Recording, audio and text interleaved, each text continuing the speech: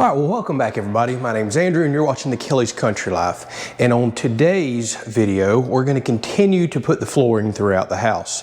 So if you watched the last video, we did more of a layout in that video in preparation, started actually laying some flooring. Now today, we're going to do a technique where we actually work backwards. All right, so by backwards, I mean, if you look at the edges of these planks right here, you have this very small edge and this wide open. So technically the way that you should lay this flooring for convenience is to put a piece down with this thin edge toward the wall and the wide open edge, except the next piece will actually lock down into it really nice and easy. So as you can see, this piece will come in from the upside and just fall and lock right in.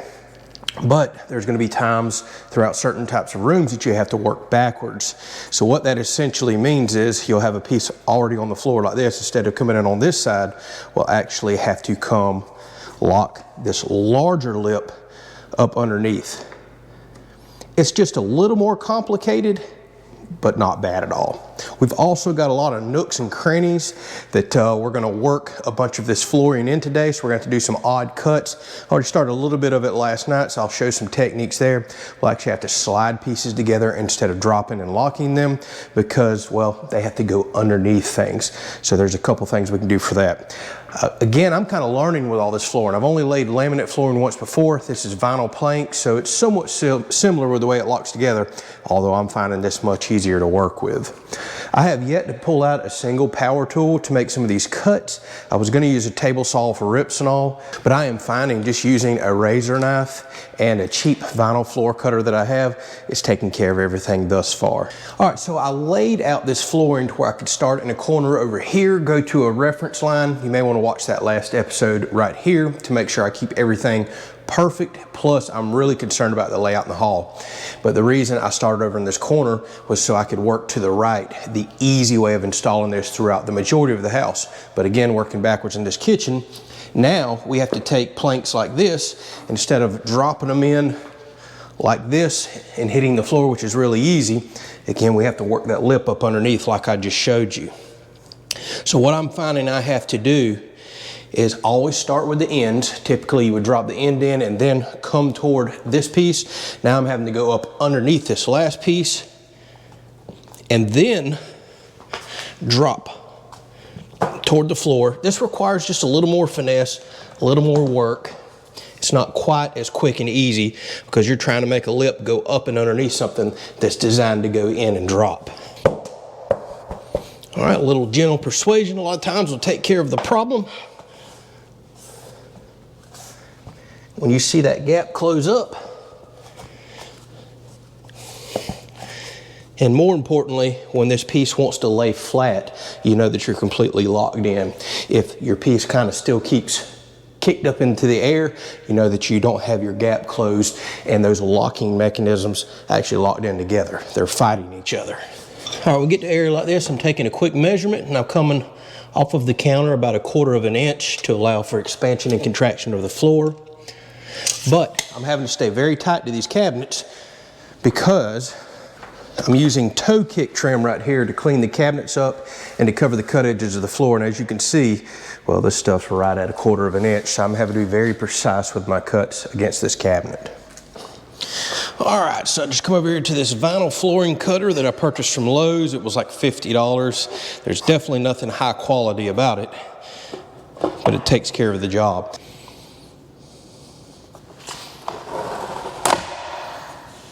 Doesn't get much easier than that, especially for no more than this cost.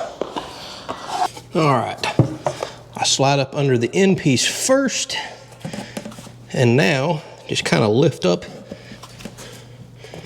and work this piece underneath the other one. Clicked and locked like that, and you see how this is still lifted up in the air? That lets me know I have worked a gap or a joint loose. So work that into the floor and wants to lay flat. Now we're good to go. Very easy stuff to install. All right, so here is a situation where we're gonna have to do some trimming. So I could either run a table saw or some of the power tools I was telling you about, or we can just use the tools we already have inside. So Looks like my overall piece will be 24 3/8. I'm going to cut that, and then I'll show you how we'll notch out for it. All right, so as you can see, I'm going to slide this piece up right here. And I'm going to make sure the colored portion matches up the colored portion over here. I don't care about this gray lip because that's actually going to be underneath, not seen. So now I can just make me a marker right there.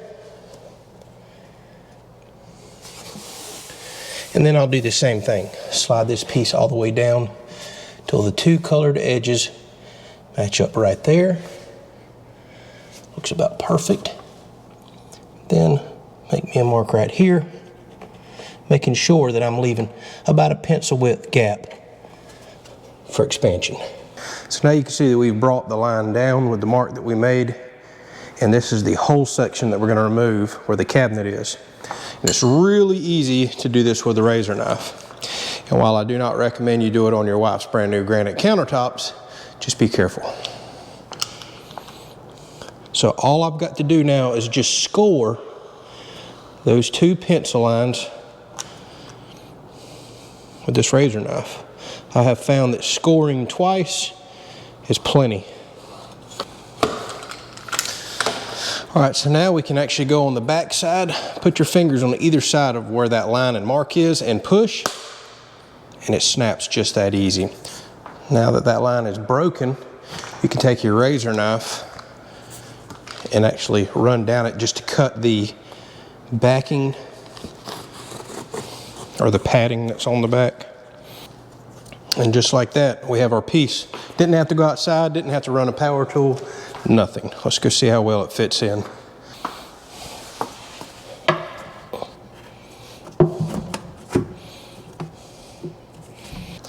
Now when it comes time to work little pieces like this in, well, you can't get behind it and hit it with a hammer. So I bought a little cheap kit at Lowe's that comes with what's called a pull bar. So you can see you can actually hook this bar in behind a piece and then hit it with your hammer right here to pull stuff nice and tight.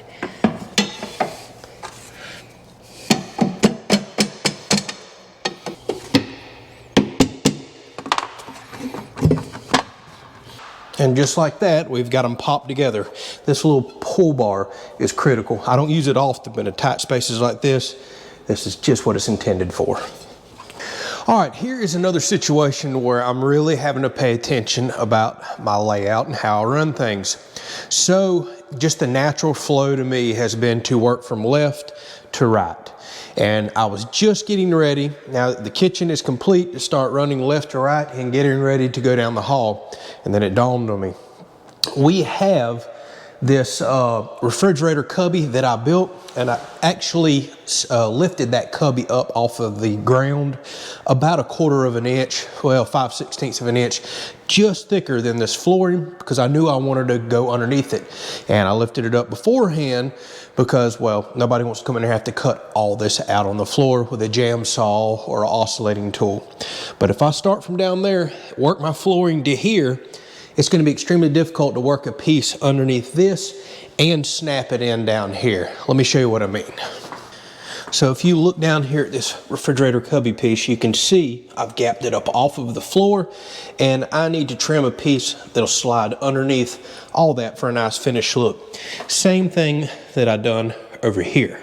So long story short, what that means is I need to start on this end so I can cut my piece, notch it out, slide it underneath, and then start working my flooring back this direction instead of starting from that end, getting all the way down here and realizing, man, I have a problem. All right, so what I think I'll do is go ahead and snap me a piece in and slide it up to the wall, make a mark.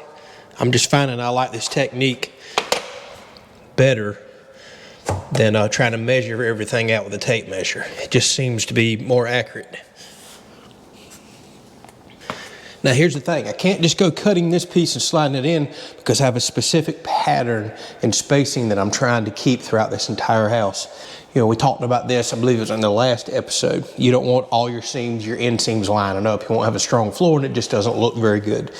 So every 3 runs, I choose to start over with the same pattern.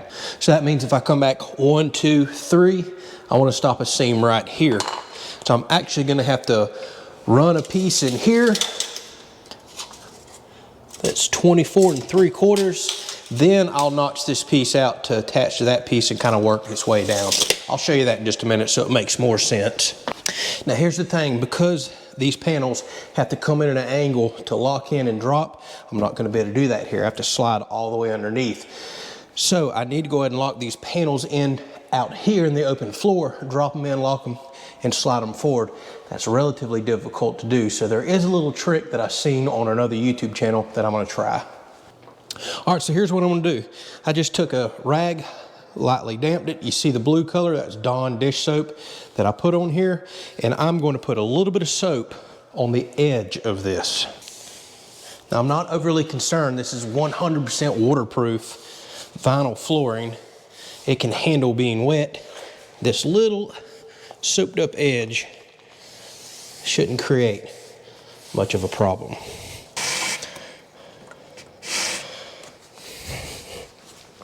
It looks like this piece wants to go on its own, and I think I can lock them in.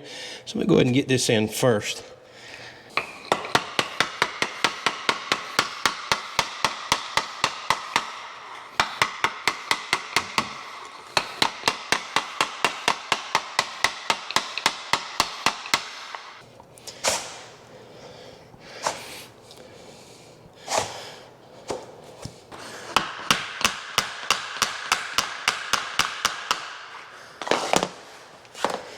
All right, just a little bit further.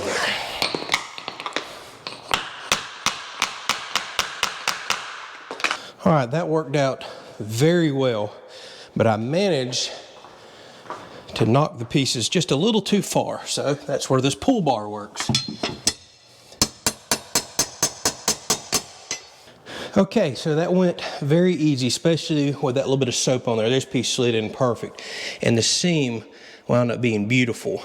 So I didn't have to slide both pieces together. This was able to go in, and even though it was locked and laid all the way down, this piece was able to work underneath and tighten the seam right up. So now all I have to do is just work off this direction, and then I can turn around and start coming back down the hallway. All right, so made really good progress. We're at the very final edge and strip here in the living room. So I have a lot of strips to make, as well as going down the hallway right here. So I think since I have that many strips to do, we're going to pull out the table saw, try cutting some with some power tools. That should save me from having to do all this cutting with the razor knife. Now before we can do that, I've got to get my table saw out of this room, and it's blocked by appliances. And it's time to go ahead and pull some appliances out, put them back in their respected spots for now. So the problem is, you don't want to go pulling heavy appliances across this edge and this lip, or you will bust it. So since I have all 36-inch doors in the house and I'll be pulling stuff in and out, I'm going to go cut a scrap piece that I have. I've been saving quite a few that I can lock in there to protect that edge and pull the appliance over the scrap piece edge. So if it's damaged, no big deal. It was a scrap piece to begin with. All right, so I thought I was recording. As you can see, the refrigerator's now out of the room.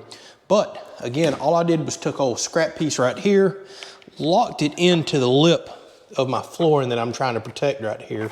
And I'll just continue to move this piece around the house as I get stuff in and out of the rooms.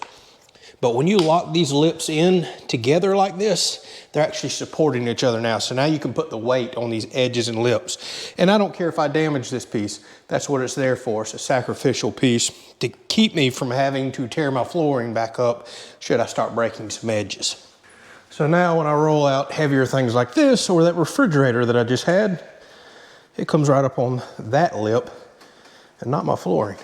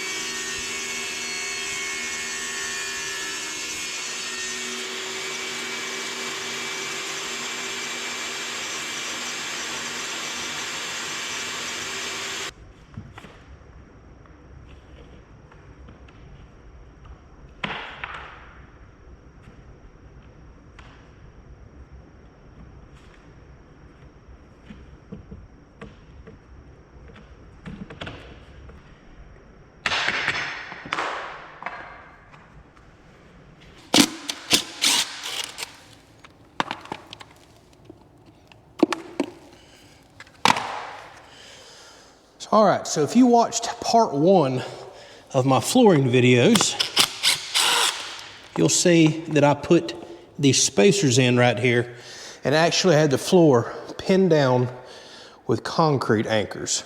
Now, the reason I did that is so as I worked across the room, banging on the floor and pushing on it, it would not shift. This is a floating floor, and you'd be surprised how much of this you can actually shift or move.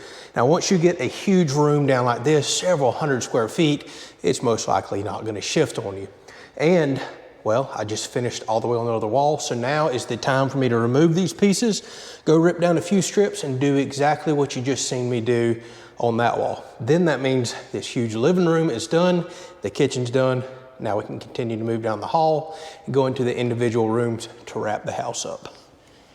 All right, here we are. Made some excellent progress in this episode. So the big living room is done completely. It's ready for trim boards now. The kitchen is completely knocked out. All the appliance cubbies are filled in. And I went ahead and came down the hall since I had to do a lot of ripping and trimming there. I've got every piece inside the doorway, which will make an easy start for all the other rooms. And our little laundry / mud room is now complete as well. So coming up on the next episode, I'm waiting for some toilet flanges to come in. We're gonna do a little bit of plumbing. I'm gonna show y'all how to cut off and install toilet flanges, and then we'll run the flooring up to those. We have a bathroom to do here and a half bath to do right there. And then we're just gonna keep plugging away and knocking this stuff out. I mean, it's not complicated, but it takes a while, especially by yourself. If I had somebody on the cutting station that I could holler out measurements to and could be unwrapping boxes, this stuff would probably go 4 times as quick, no doubt about that. But as I often do, I'm hard-headed. I tend to do stuff myself. I take a little pride in doing that. And I think I'm hard to work with. I'm picky, I'm just a little picky. So we are getting there. It looks awesome, it really does. Super excited about it. Thank y'all so much for watching. We'll catch you on the next episode when we start knocking out the last of these rooms.